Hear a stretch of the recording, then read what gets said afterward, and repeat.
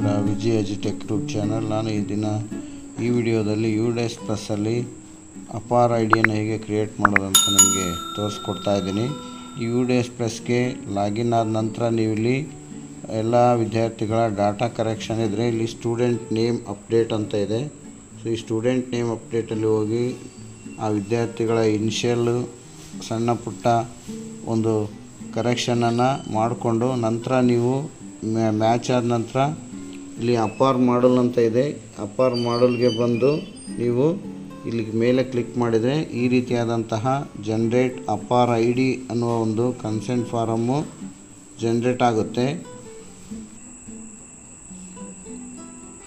ಈ ಅಪಾರ್ ಮಾಡಲ್ನಲ್ಲಿ consent form ಇರುತ್ತೆ ಅಪಾರ್ ID generation ಮಾಡಲಿಕ್ಕೆ.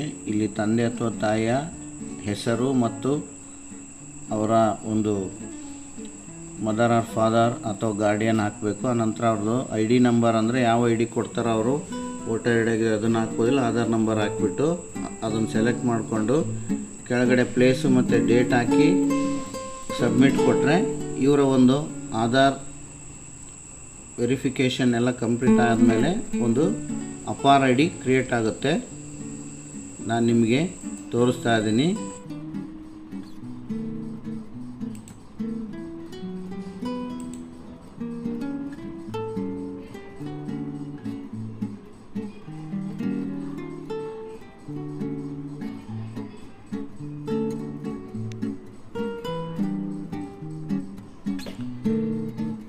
ಅಪಾರ್ ID ಕ್ರಿಯೇಟ್ ಮಾಡೋದು ಹೇಗೆ ಅಂತ ನಾನು ನಿಮಗೆ ಲೈವ್ ಆಗಿ ತೋರಿಸ್ಕೊಟ್ಟಿದ್ದೀನಿ.